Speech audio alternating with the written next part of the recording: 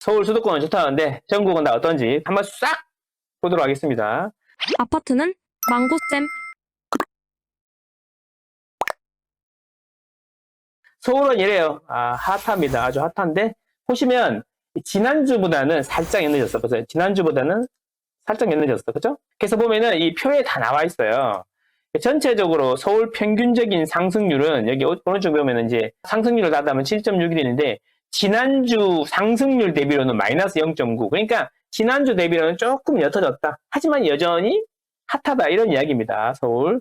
경기도를 한번 볼게요. 서울이랑 경기도랑 붙여서 보는 게 좋습니다. 서울, 경기도를 보면은 여기가 서울인데 서울 주변만 이렇게 빨개요. 서울 주변이 주로 빨갛죠. 그럼 인천까지 같이 한번 볼까요? 여기가 서울이고요. 서울 주변에 붙어있는 이런 데가 좋죠. 그리고 인천 같은 경우에도 여기가 좋네요. 서구하고 일부 좋네요. 그래서 경기도 외곽은 분위기가 너무 안 좋아. 그죠? 전체적으로 보면 서울하고 서울 주변에 있는 경기도 그리고 인천의 일부가 분위기가 좋다. 아주 핫하다. 그런 이야기입니다.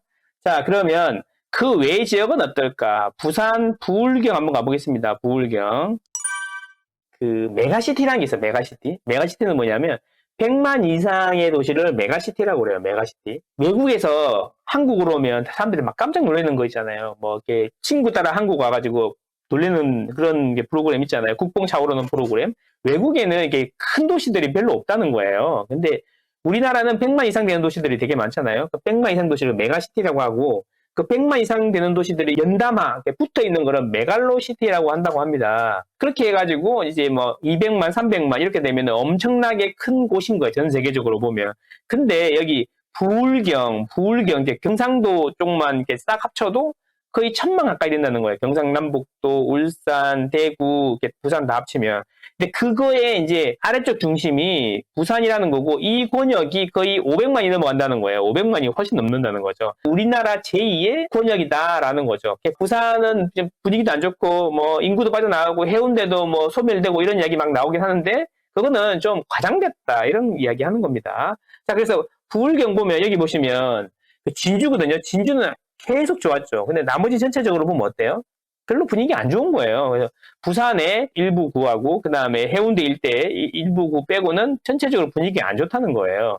그러니까 제가 이야기하는 게 뭐냐면 망고쌤은 서울무세냐? 저는 서울무세가 아니고 지금은 분위기가 안 좋다는 거야. 왜 안 좋아? 이거 생각해봐야 된다는 거죠. 자, 보세요. 망고쌤이 항상 이야기하는 거 있잖아요. 그 리얼망고 대시보드에 보면 다 나와요. 자, 금리하고 뭘 봐야 된다 그랬지? 금리하고 입주 물량을 봐야 돼. 공급을 봐야 된다. 이 공급을 한번 보세요, 부산. 이게 올해란 말이야. 올해인데 빨간색은 입주 물량이고 파란색은 적정 입주 물량인데 작년에는 좀 많았고 빨간색이 파란색보다 길잖아요. 그럼 입주 물량이 많은 거야. 그럼 올해는 비슷하고 내년에는 반으로 줄어들고 후내년에도 반으로 줄어든다는 거죠. 마치 이게 서울의 2023년을 보는 것 같다는 거야. 2023년 이런 데를 보는 것 같다는 거야. 그러면 이제 결국에는 내년부터는 이제 공급이 부족하니까 압박이 올 거라는 거지, 부산 시장에. 그러니까 내 이야기는 뭐냐면 지금 미리 안 들어가도 되고 타이밍을 잘 재가지고 들어가면 되는 거라는 거지. 그러니까 저는 서울 무세가 아니고 타이밍이 다 있다. 그 타이밍을 기다려야 된다라는 거 아직은 아닌 것 같다라는 거예요. 그죠? 기다리시라 이런 거지. 지방은 소멸하고 이제 끝난 거다. 이렇게 이제 아예 생각하시는 분들도 계신데 자, 부산은 부산 나름대로 그게 사람 산단 말이야. 없어지지 않는단 말이에요. 그리고 수도권 다음으로 큰 권역을 형성하고 있단 말이에요. 그래서 크기 나름대로 돈이 돈다는 거죠. 그래서 크기 수도권보다 돈의 양은 적겠지만 돈이 돌아간다 분명히. 그렇기 때문에 그들 나름의 생태계가 만들어져 있고 그거에 맞춰가지고 가격이 형성이 돼 있고 그것도 공급이나 유동성에 의해서 가격이 움직인단 말이죠. 이게 떨어져 있는 거죠. 지금은 떨어져 있으니까 금리하고 공급이 우호적이잖아. 지금 딱 봐도. 그러니까 시간이 되면 서서히 회복할 거란 말이지. 그래서 이제 지방은 끝났으니까 지방은 가면 안 된다. 이런 이야기 하면 안 되는 거고 지방도 타이밍이 있는데 아직 아니다라는 거고 제가 대구에 관심이 많으셨는데 제가 계속 말씀드리지만 그 다음으로 제가 눈여겨보는 것은 부산이다. 부산이 가장 먼저 올라올 거다. 광역시 중에는. 그래서 그렇게 말씀을 드리는 거예요. 아시겠죠? 제가 서울무세가 아니다라는 거 오해하지 마시라 이런 이야기입니다. 대구하고 경북을 볼게요. 여기가 대구, 여기가 대구인데 대구는 색깔이 많이 파랗죠? 그리고 이제 여기 큼직큼직한 데 있잖아요. 영천시, 안동시. 이게 큼직큼직한 데는 뭐냐면 인구가 적은 거야. 핵심 지역은 여기라는 거죠. 여기. 그리고 포항 이런 데죠. 포항 남구 조금 빨갛고, 그 다음에 여기는 너무 대구는 분위기가 아직도 안 좋다는 거죠. 그렇다면은 대구가 입주 물량이 적냐, 이런 이야기인 거죠.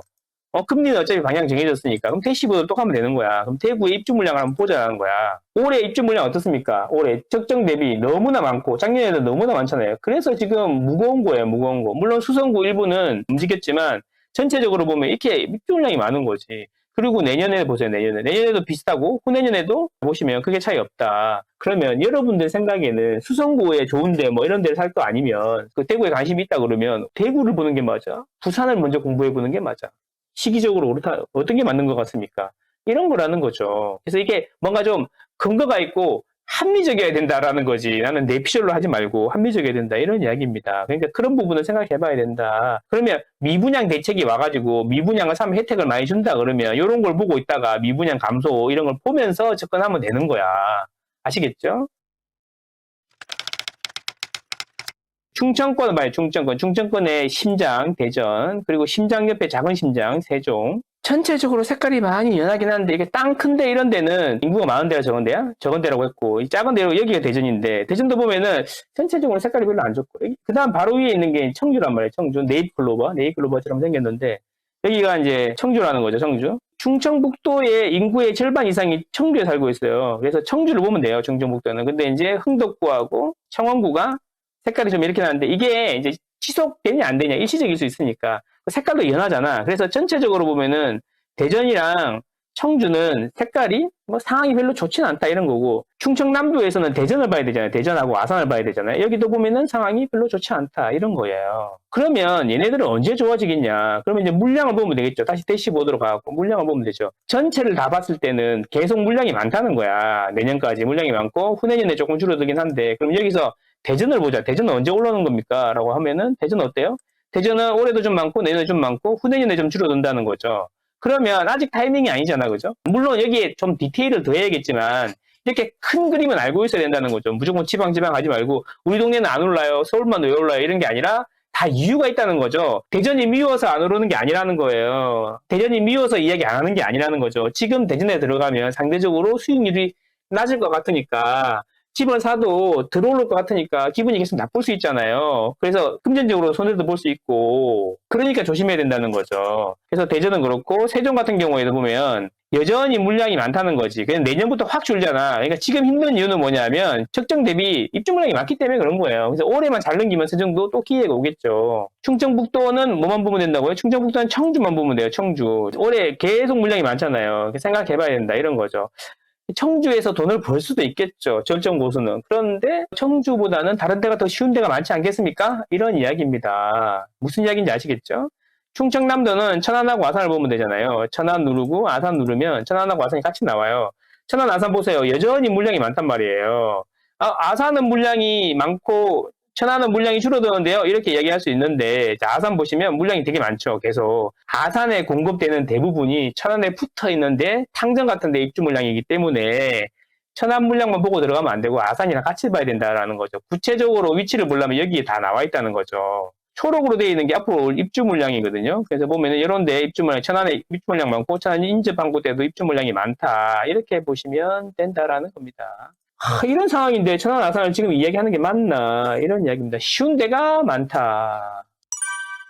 강원도는 고수가 아니면 건들지 말았으면 좋겠다 이런 이야기예요. 왜냐하면 도시들이 다 작단 말이에요. 도시들이 작아서 출렁임이 셀 수 있어. 그래서 근데 그 와중에 본다면 원주 아니면 춘천인데 춘천은 입주 물량이 많이 없단 말이에요. 옛날부터 많이 없었어요. 그래서 춘천에 보면은 톡방에서도 여러 번 이야기했는데 춘천에 입주 물량이 없어. 그럼 어디를 보라고? 고개를 들어 온이동을 보라 이런 이야기 했고 원주는 물량이 좀 있어요. 근데 뭐 이렇게 공부 차원에서 하는 건 모르겠는데 절정 고수가 아니면 좀 더 큰 도시도 많다. 그리고 가뜩이나 명의가 소중한데 그 명의를 30만, 40만 도시에 투자하는 게 맞나 이런 이야기입니다.